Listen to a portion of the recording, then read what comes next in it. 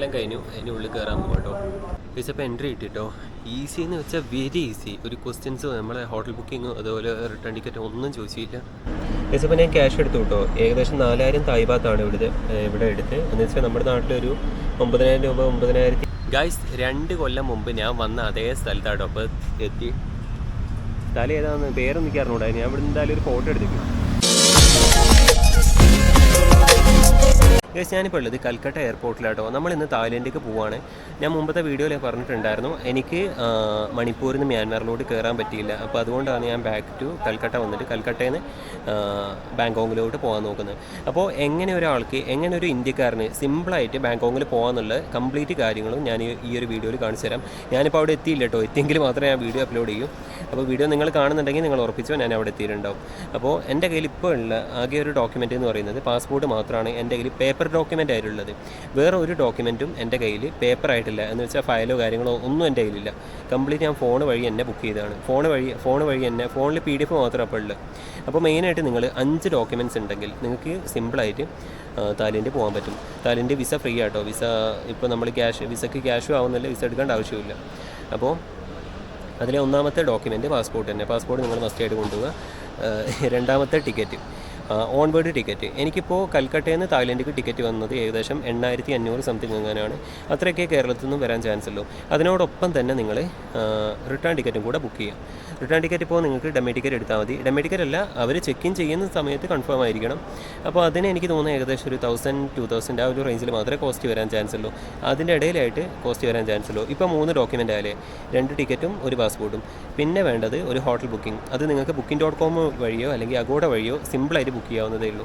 അത് നിങ്ങൾക്ക് ജസ്റ്റ് ഒന്ന് യൂട്യൂബിൽ വീഡിയോസോ കണ്ടാൽ മതി. ബുക്ക് ചെയ്യുന്ന എന്താ പറയുക ട്യൂട്ടോറിയൽസ് അങ്ങനെ എന്തോ സംഭവമൊക്കെ ഉണ്ട്. ഈസി ആയിട്ട് ചെയ്യാൻ പറ്റും. പിന്നെ പോളിസി ബസാറല്ല ട്രാവൽ ഇൻഷുറൻസ് നിങ്ങൾക്ക് പോളിസി ബസാറിന് എടുക്കാൻ പറ്റും. അതിനും ഏകദേശം ഒരു 400-500 ആ ഒരു റേഞ്ചിൽ മാത്രമേ കോസ്റ്റ് വരാൻ ചാൻസ് ഉള്ളൂ. ഒരു 1 വീക്കിലേക്കൊക്കെ കേട്ടോ. ഒരു $50,000 ഇൻഷുർ എടുത്താൽ മതി. സിമ്പിളാണ്. 400-500 ഒക്കെ കോസ്റ്റ് വരാൻ ചാൻസ് ഉള്ളൂ. ഈ ഒരു 5 ഡോക്യുമെൻറ്റ് മാത്രം മതി നമുക്ക് പോകാൻ. അപ്പോൾ അതിൽ നിങ്ങൾക്ക് പേപ്പർ ഡോക്യുമെൻ്റ് ആയിട്ട് വേണ്ട ആവശ്യമില്ല. കംപ്ലീറ്റ് ഫോണിൽ കോപ്പീസ് PDF ഉണ്ടെങ്കിൽ തന്നെ ഓക്കെയാണ്. അപ്പോൾ ബോർഡിംഗ് പാസ് കിട്ടിയിട്ടോ. ചെക്കിങ്ങും എല്ലാം കഴിഞ്ഞ് ഉള്ളിൽ കയറി. അപ്പോൾ ഇത് പ്രത്യേകിച്ചൊന്നുമില്ല. ഞാൻ പറയുന്ന ഡോക്യുമെൻറ്റ്സ് നിങ്ങൾ കറക്റ്റായിട്ട് നോട്ട് ചെയ്യുക. അതിന് ശേഷം മെയിനായിട്ട് നോക്കേണ്ട കാര്യമാണ് മുമ്പിലുള്ള പോലെ നോക്കി നമ്മൾ വെഹിക്കിളിൽ പോയാൽ മതി. ബോർഡിങ് ചെയ്യുക, ഇമിഗ്രേഷൻ ചെയ്യുക, പിന്നെ സെക്യൂരിറ്റി ചെക്കിങ് എല്ലാം പെട്ടെന്ന് കഴിഞ്ഞ് ഒരു കുഴപ്പമില്ല. ഫാസ്റ്റ് ആയിട്ട് പോയി. ഇനിയിപ്പോൾ ഇവിടെ ലോഞ്ച് ഉണ്ട്. ലോഞ്ചിൽ കയറിയാൽ നമുക്ക് ഫ്രീ ആയിട്ട് ഫുഡ് കഴിക്കും. ഫ്രീ അല്ല, 2 rupees ഫുഡ് കഴിക്കാം. കാർഡ് ഉണ്ടെങ്കിൽ കേട്ടോ. അപ്പോൾ എൻ്റെ കയ്യിൽ കുറച്ച് കാർഡ്സ് ഉണ്ട്. അത് നോക്കുക, ഇവിടെ അക്സെപ്റ്റ് ചെയ്യുമോ നോക്കുക. അങ്ങനെയാണെങ്കിൽ ലോഞ്ച് കയറി അത്യാവശ്യം നല്ലോണം ഫുഡ് കഴിക്കാം.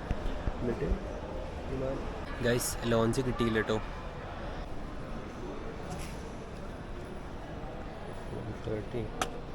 ഗൈസ് അപ്പോൾ ലോഞ്ച് കിട്ടിയില്ല കേട്ടോ. അപ്പോൾ അതിനെക്കൊണ്ട് ഞാൻ സ്റ്റിക്കേഴ്സൊക്കെ വാങ്ങിയിട്ട് അഡ്ജസ്റ്റ് ചെയ്യുകയാണ്. ഞാനാണ് നല്ലോണം ഒന്നും കഴിച്ചിട്ടുമില്ല. ലോഞ്ചിൽ കയറിയിട്ട് തകർക്കാമെന്ന് വെച്ചാൽ. ലോഞ്ചിൽ 2 രൂപയ്ക്ക് നല്ലോണം ഫുഡ് കിട്ടുമല്ലോ. പക്ഷേ പാളി നോക്കണ്ട. ഗൈസ് അപ്പോൾ ഈ വിൻഡോ സീറ്റ് കിട്ടിക്ക്. ഞാനിപ്പോൾ കയറാൻ പോവുകയാണ്. ഇനിയിപ്പോൾ 1 മണിക്കൂറും കൂടിയല്ലോ. അവിടെ ഭയങ്കര തിരക്കാണ്. നമുക്ക് അതിന് ശേഷം ലാസ്റ്റ് കയറാം. എല്ലാം കഴിഞ്ഞു. അതിൻ്റെ ഉള്ളിൽ കയറാൻ പോകാം കേട്ടോ. ഏറ്റവും ലാസ്റ്റ് ഞാനവിടെ വരുന്നത്. വീഡിയോ എടുക്കാൻ വേണ്ടി മനഃപൂർവ്വം ലാസ്റ്റ് ആക്കിയതാണ്. വിമാനം കറക്റ്റ് കാണുന്നില്ല. എക്സ്ചേഞ്ച് ചെയ്ത് കൊണ്ടുപോയിക്കോ. അവിടെ എത്തിയിട്ട് ATM വലിക്കാൻ നിൽക്കുകയാണെങ്കിൽ നല്ലൊരു പൈസ പോകും. പിന്നെ ഇവിടുന്ന് എയർപോർട്ടിൽ നിന്ന് എക്സ്ചേഞ്ച് ചെയ്യേണ്ട, സിറ്റി പോയി എക്സ്ചേഞ്ച് ചെയ്യുക. അങ്ങനെയാണെങ്കിൽ ഏകദേശം കറക്റ്റ് റേറ്റ് തന്നെ. സ്പൈസിന് നല്ല എക്സ്പീരിയൻസ് ഉണ്ട് കേട്ടോ. സാധാരണ ഇത്രയും കിട്ടലില്ല.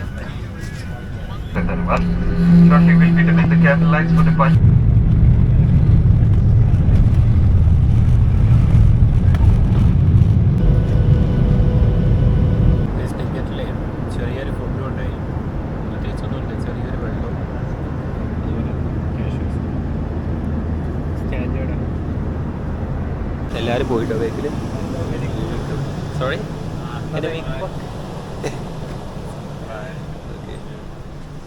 അയ്യോ എല്ലാം ഉണ്ടല്ലേ. പിന്നെ വിസ ഒന്നും അടിച്ചില്ല കേട്ടോ. അങ്ങനെ അടുത്തേക്ക് പറഞ്ഞുതരാം എന്താണ്. വിസ വേണ്ട, ഫ്രീ വിസ ആണ്. എന്തായാലും പോയി നോക്കുന്നത്. വിസ ഇപ്പോൾ എൻട്രി കിട്ടിട്ടോ. ഈസി എന്ന് വെച്ചാൽ വെരി ഈസി. ഒരു ക്വസ്റ്റ്യൻസോ നമ്മളെ ഹോട്ടൽ ബുക്കിങ്ങോ അതുപോലെ റിട്ടേൺ ടിക്കറ്റോ ഒന്നും ചോദിച്ചില്ല.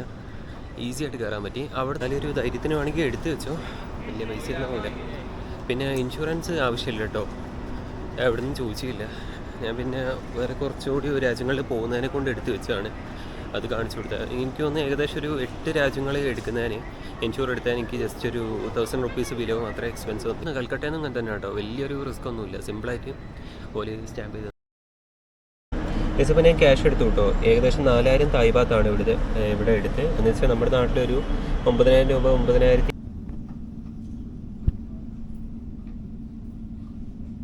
ഇപ്പോൾ സമയം ഏകദേശം ഒരു 6 മണിയൊക്കെ ആയിട്ടുണ്ട് കേട്ടോ.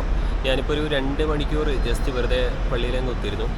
പിന്നെ ഇനി അടുത്ത പരിപാടി എന്താണെന്ന് വെച്ചാൽ കുറച്ച് ക്യാഷ് എടുക്കണം. ഞാനിപ്പോൾ ATM വന്നതാണ്. അത് മാത്രമല്ല, നമുക്കിപ്പോൾ ഇനി ഇവിടെ റൂം എടുക്കണമെങ്കിൽ ഏകദേശം 2 മണിയാവണം. ചെക്ക് ഇൻ 2 മണിക്ക് മാത്രമേ ഒരുവിധം ഹോട്ടൽസൊക്കെ കൊടുക്കുന്നുള്ളൂ. അപ്പോൾ അതൊരു പ്രശ്നമാണ്. 2 മണി വരെ നമ്മളെങ്ങനെയെങ്കിലും ഇവിടെ സർവ് ചെയ്ത് പോകണം, എയർപോർട്ടിലോ അല്ലെങ്കിൽ പുറത്ത് എവിടെയെങ്കിലും പോകണം. എന്തായാലും ക്യാഷ് എടുക്കാൻ നോക്കാം. 500 രൂപയോളം വരും. പക്ഷേ ഇത് മുഴുവൻ ഞാനിവിടെ ചിലവാക്കൂല. ഇതിപ്പോൾ നമ്മൾ അടുത്ത കൺട്രീസിലോട്ട് പോകുമ്പോൾ അവിടെ തന്നെ നമ്മളിത് എക്സ്ചേഞ്ച് ചെയ്യും. പിന്നെ മാക്സിമം ഞാൻ പറയാം, നിങ്ങൾ ATM ന്ന് ക്യാഷ് എടുക്കാൻ നിൽക്കരുത്. ഇവിടുന്ന് ഏകദേശം 220 തായ് ബാത്ത് പെർ ട്രാൻസാക്ഷന് വേണ്ടി അവർ പിടിക്കുന്നുണ്ട്. അപ്പോൾ അത് ടാസ്ക്കാണ് അങ്ങനെ പോകുന്നത്. ഓക്കെ, അത് നിങ്ങൾ ക്യാഷ് കൊണ്ടുവന്ന് ഇവിടുന്ന് എന്താ പറയുക, എയർപോർട്ടിൽ നിന്ന് ചേഞ്ച് ചെയ്താലും അത്രയും വലിയൊരു എമൗണ്ട് പോകാൻ ചാൻസ് ഇല്ല. അല്ലെങ്കിൽ നിങ്ങൾ വലിയൊരു എമൗണ്ട് എടുക്കണം. ഏകദേശം ഒരു 50000 രൂപയൊക്കെ എടുക്കുമ്പോൾ 500 രൂപ പോയാലും വലിയ കുഴപ്പമൊന്നുമില്ല.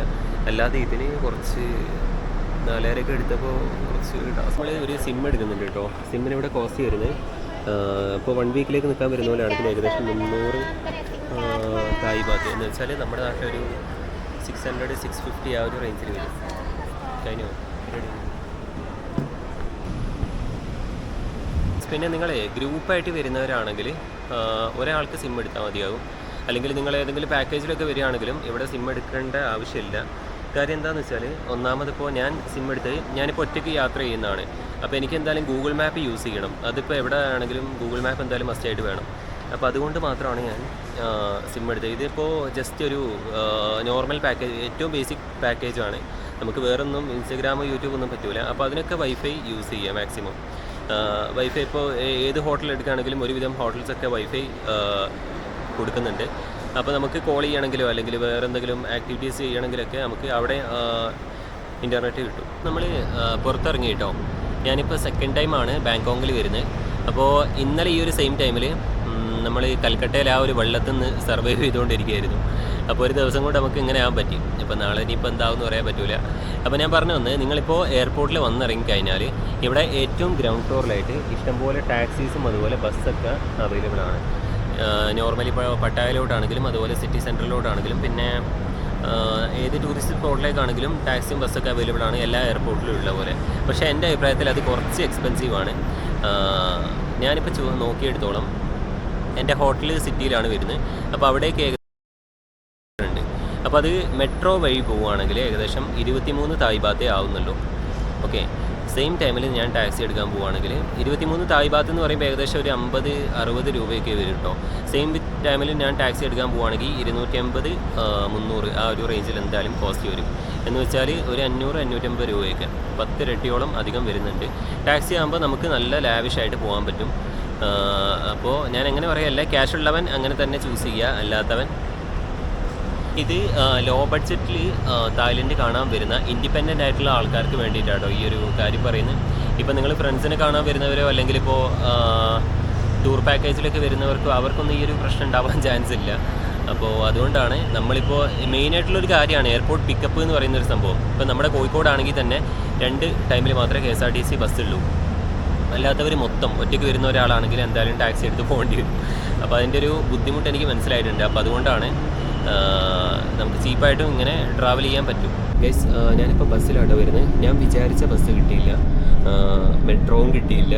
അപ്പോൾ അതുകൊണ്ട് കുറച്ച് എക്സ്പെൻസീവ് ആയിട്ടുള്ള ബസ്സിലേക്ക് കയറി. എക്സ്പെൻസീവ് ഒന്നുമില്ല, ജസ്റ്റ് ഒരു 60 തായ് ബാത്ത് ആയിട്ടുണ്ട്, 120 രൂപയായിട്ടുണ്ട് സിറ്റിയിലോട്ട്. കുഴപ്പമില്ല, ഏകദേശം നമ്മുടെ നാട്ടിലൊക്കെ ഉള്ള പോലെ തന്നെ. പിന്നെ ഞാൻ ബസ് യൂസ് ചെയ്യാനുള്ള കാരണം, ബസ്സിലാകുമ്പോൾ നമുക്ക് നല്ലോണം കാഴ്ചകളൊക്കെ കണ്ട് അങ്ങനെ പോവാം, വേണമെങ്കിൽ ഉറങ്ങുകയും ചെയ്യാം. മെട്രോയിലാണെങ്കിൽ അങ്ങനത്തെ പരിപാടിയൊന്നും നടക്കില്ല, ഉറക്കമെന്നല്ലാണ്ട് കാഴ്ചകൾ അധികം അങ്ങോട്ട് കാണാൻ പറ്റില്ല. പിന്നെ എൻ്റെ കൂടെ ഉള്ളത് മൊത്തം ഇവരാട്ടോ, യൂറോപ്യൻസാണ്. അപ്പോൾ ഇവരും ഈ ഒരു ബസ്സിന് വേണ്ടി കാത്തു നിന്നാണ്. ഞാൻ അതിന് വിചാരിച്ച ഇവന്മാരിൽ നല്ല ക്യാഷ് ഉണ്ടാവില്ല, അപ്പോൾ അതുകൊണ്ട് ഭയങ്കര സെറ്റപ്പായിട്ട് പോവുകയായിരിക്കുന്നു. പക്ഷേ അല്ല, ഞാനും ഇവരും ഏകദേശം 3/4 മണിക്കൂറോളം ഈ ഒരു ബസ്സിന് വേണ്ടി വെയിറ്റ് ചെയ്തതാണ്. കാര്യം ഇത് 20 മിനിറ്റ്സ് കൂടുമ്പോൾ ഒന്ന് വരുന്നുള്ളൂ. പക്ഷേ ഒരു ബസ് അതിൽ ഇല്ലാതെ ക്യാൻസലായി പോയി. അങ്ങനെ 3/4 മണിക്കൂറോളം ഞങ്ങൾ വെയിറ്റ് ചെയ്തതാണ് ഈ ഒരു ബസ്സിന് വേണ്ടിയിട്ട്. ഗൈസ്, 2 കൊല്ലം മുമ്പ് ഞാൻ വന്ന അതേ സ്ഥലത്താട്ടോ അപ്പോൾ എത്തി. സ്ഥലം ഏതാണെന്ന് പേരൊന്നും എനിക്ക് അറിഞ്ഞൂടാ. ഞാൻ ഇവിടെ എന്തായാലും ഒരു ഫോട്ടോ എടുത്തേക്കും. ഗൈസ്, ബാക്കി ഞാൻ അടുത്ത വീഡിയോയിൽ പറയാം കേട്ടോ. അപ്പം ഞാൻ പോയി റൂമൊക്കെ തപ്പി ഒന്ന് ഉറങ്ങട്ടെ.